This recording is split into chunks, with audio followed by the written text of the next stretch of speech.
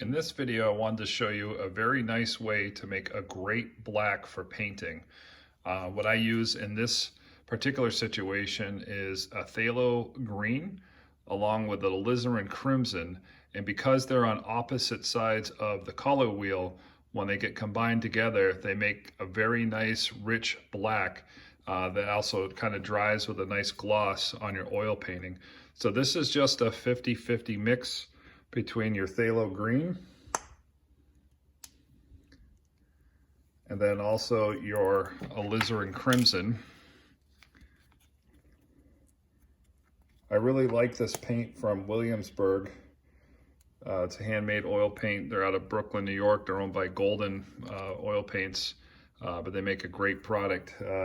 It's just very fluid and very nice to work with. So you just take a palette knife and you kind of blend this together. You can actually start to see it turn black as you continue to combine the two colors.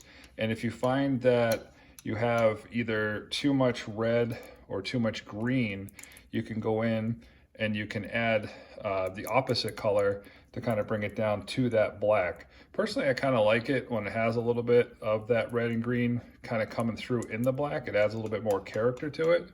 But this is a very, very deep, dark, black that you can create.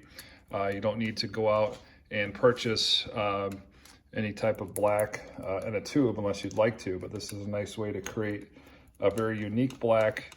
It's going to be different every time you create it. It's not going to be just something that's directly out of a tube. So that's a great way to do it. I kind of like that little bit of green there. If you didn't like that, you can add a little bit of red. But as you can see, it's very, very dark and black. And when it dries, unlike some black paints, you don't get that matte finish when it dries. It has more of a gloss to it.